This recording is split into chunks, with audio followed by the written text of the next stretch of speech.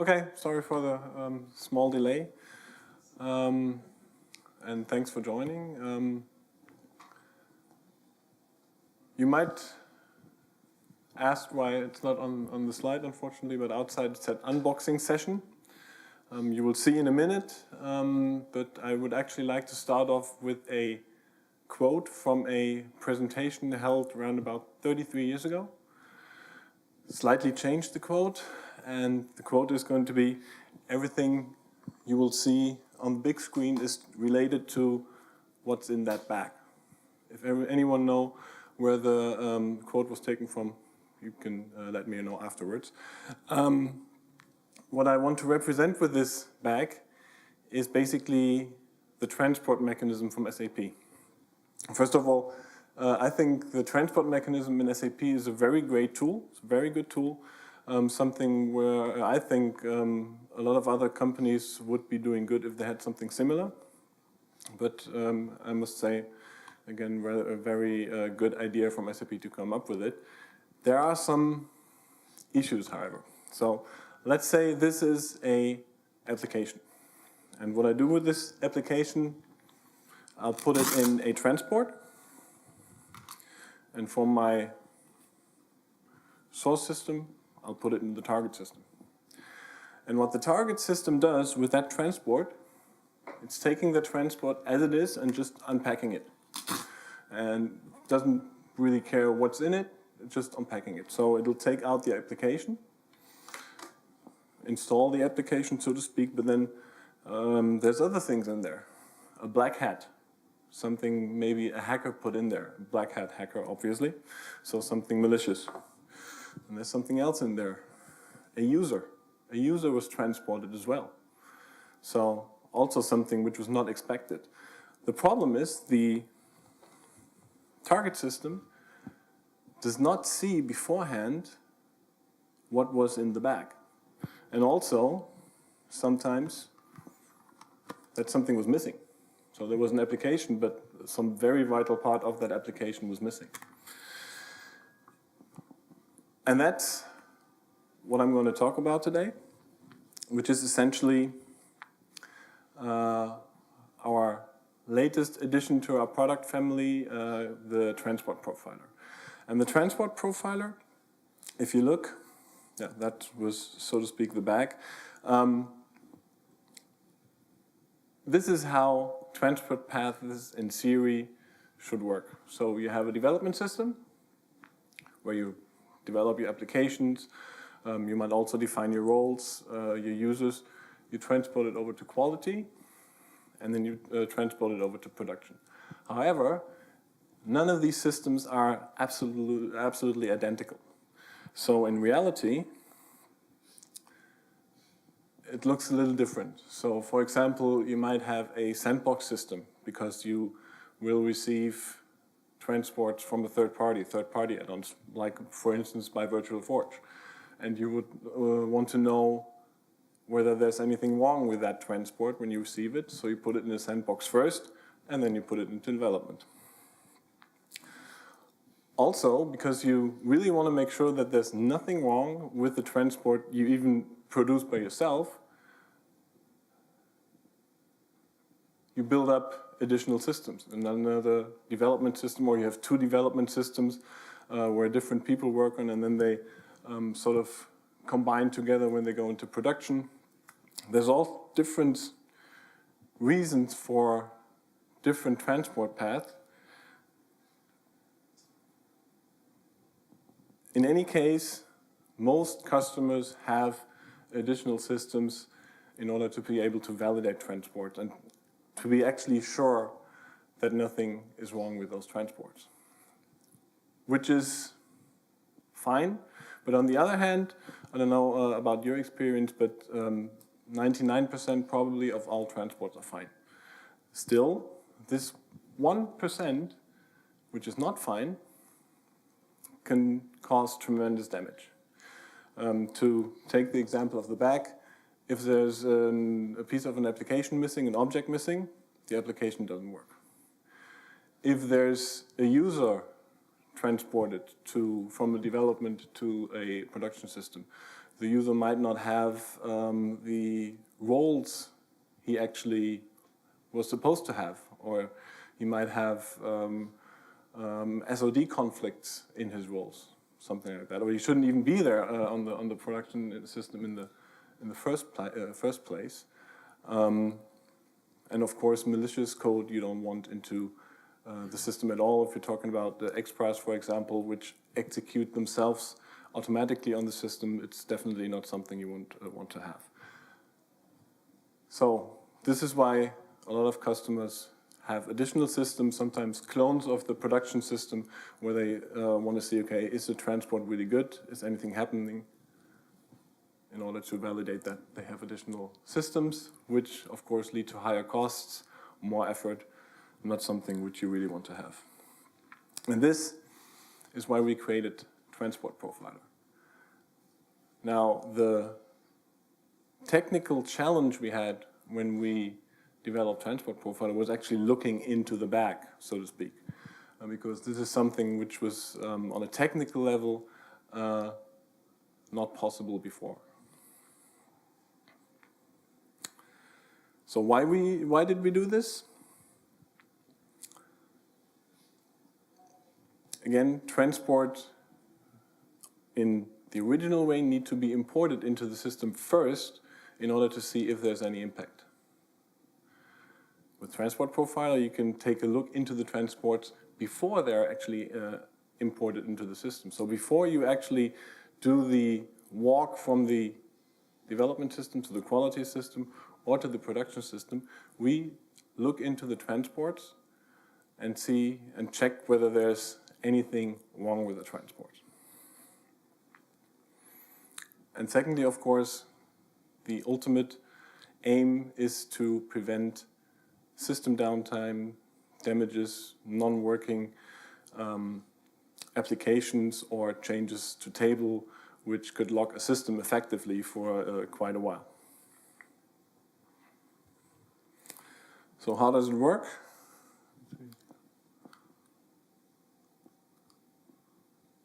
Doesn't work. Do it here. So there's different ways how a transport can come into a system. First of all, you have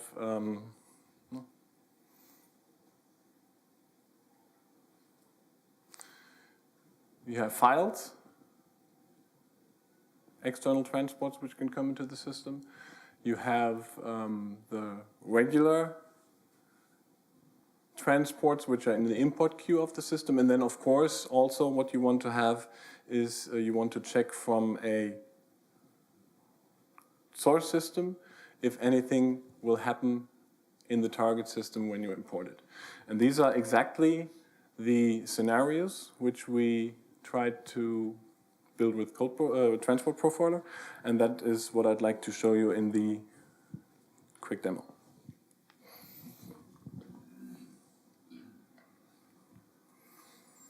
So there's, of course, different ways how to do that. I will start off with the TransportProfiler cockpit, so you can see actually what scenarios we have included in TransportProfiler. So the first scenario, as I mentioned, is to analyze the import into the current system. So this is effectively, you have your local transport queue, and you want to see if any of those transports which are waiting to be imported contain anything dangerous to that system where you're working in. And this is pretty much straightforward. So you go into the import queue and you can select the transport which you want to have checked. I will show the results of the different scenarios in a minute. The next scenario is the scenario which I mentioned before.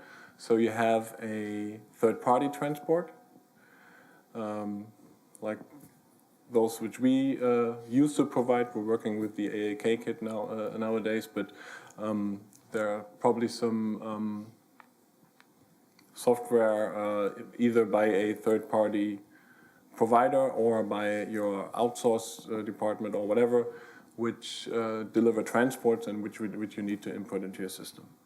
And last but not least, you can also select a target destination.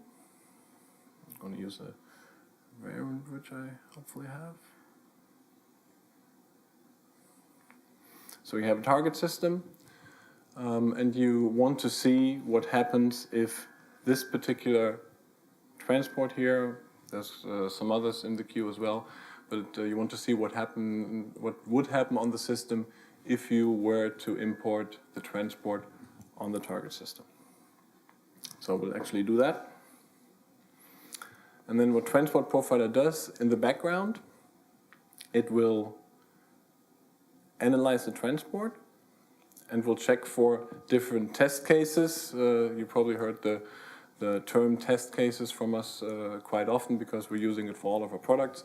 And for Transport Profiler, we also provide test cases where we will check the impact of the transport or some issues with the transport on the target system. So let's go into some of these in details, or at least to the groups.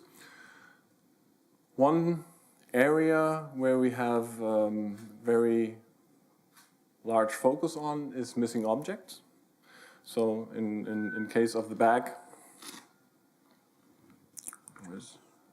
that's the application. So if it's missing something, it could be anything. It could be missing function groups, function models, a lot of different objects which could be missing. And if this is the case, Transport Profiler will tell you.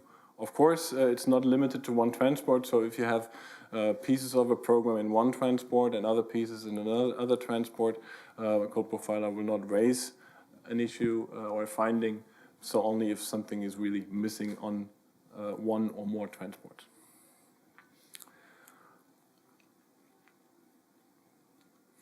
The next big area which we focused on was critical objects. And missing objects is probably one of the areas which should not happen very often. There's also usually either organizational or other technical tools in place which should prevent that. But critical objects is a different matter because, say for example, Sebastian, my colleague Sebastian, used the example in his presentation a couple of minutes ago. You have a large table, material table, customer table, whatever, and you want to make changes to those tables. You want to add a column or whatever. If you do that, the table is blocked for the time the transport is where, or the system is working on implementing those changes. And with Transport Profiler, it will warn you about that. So it will tell you, wait a minute, there's a large table where a structure table will change or a data element will change, and this will most likely cause issues. It will stop the lock the system, and no one will be able to work on the table. Now, of course, in a large scenario where you have millions of customer data or millions of material data, that would mean that essentially the system will be blocked for hours, and that's not something you want to have during a usual workday. So, by being able to see those issues in advance, you will be able to schedule such a transport and say put it on a night shift or on a weekend. Last but not least, these are not the only test cases which we have. So we're not only talking about missing objects or critical changes to tables, data, or structures, but we also have, we're a security company. Security is our DNA, same as SAP. SAP's DNA is also security, I'm told. But also, of course, we have the third focus on security. So we're also checking whether anything which is security relevant is transported with a transport into a system, which could be a user, which could be a change to a standard user, which could be a role, which could be some authorizations, anything like that. So this is essentially everything we focused on with Transport Profiler, and with all of our products, of course, You not only get to see a table like this, but there's also more details available. So what you will also see, you will see an explanation of the test case. So what is the idea behind this test case? What do we want to achieve with the test case? And then also you will see the finding details. So what is actually happening when you import the transport. You wouldn't want to start the transport profiler cockpit every time you import a transport. There we go. What you really want to do is you want to have an integration into your regular transport mechanism. So, no.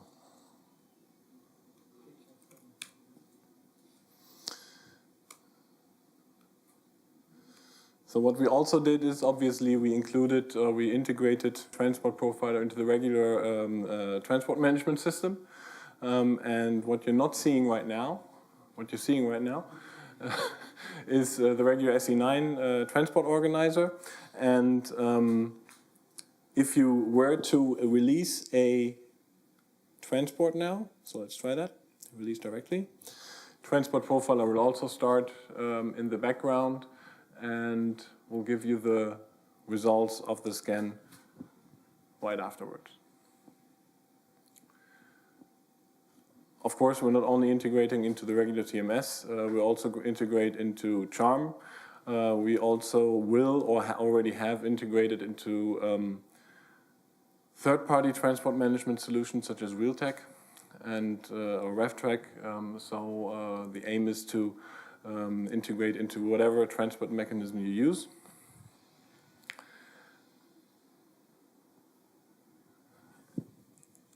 And for the auditors among you, no, that's not it.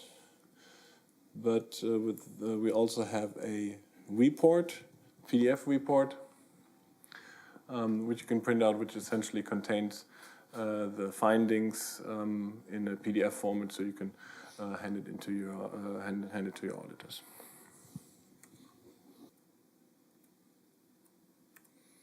There we go. So what does transport profile essentially means for you? You have a proactive approach.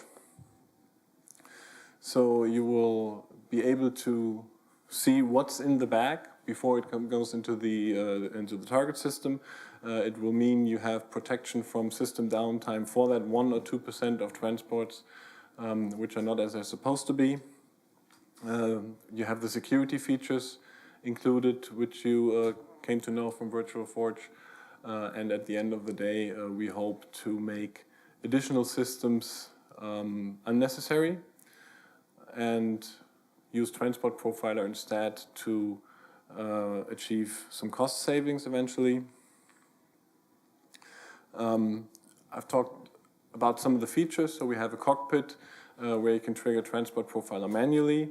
We have an integration into the transport management systems in general. We also have a finding manager where you can see in detail and in an overview what the issues already are. You can also download that findings in a PDF format. And very important, which is something which we have since the latest version, which came out earlier this year, you can also have customer test cases. So you're not restricted to the test cases which we provide, but if you have something which you want to check your transport for, you can also do that by customizing or writing your own test cases. One last thing I'd like to talk about, because we often get asked that question: what is the difference between Charm, Realtek Transport Manager, and a Transport Profiler? And the answer is actually that the transport managers, as you know them, are more focused on the change management process. So they're looking more at the process side of things. They're looking at how to distribute transports, how to order transports, and things like that. Where the Transport Profiler is actually looking for three main things, which is consistency, everything on the transport, is everything consistent in the transport, is there any critical changes, critical activities related to the transport, and is everything in the transport complete, everything there which is supposed to be there. So this is the main difference. Transport Profiler is, we admit that we're technicians, is a very technical tool, but it gives you options, possibilities, which you wouldn't have with the transport management tools. There is some overlap. One example, which is probably also the example which we hear most from customers, is downgraders or overtakers. So one transport is faster than another one, which should actually be there before that other transport, or downgraders. So in other words, transport which will downgrade a program, a version of a program, compared to the program which is already there. This is something which most of the transport management tools have as well. This is something which we incorporated into Transport Profiler as well. But as far as I know, this is more or less the only overlap which we have. It's just a very different focus which we have with Transport Profiler compared to other transport management tools. Yeah. And this was really it for the introduction of Transport Profiler. I'd like to also point to the presentation tomorrow, which also my colleague Sebastian mentioned earlier, because what we've also done is we integrated the approval workflow of both Code Profiler and Transport Profiler into one common set of functions. So essentially, when you release a transport, it will be checked for coding issues first, and then it will be checked for transport issues secondly, or the other way around. But that's something my colleagues Sebastian and Peter Werner will be talking about tomorrow. With that, thank you. And I'd like to open the panel for questions.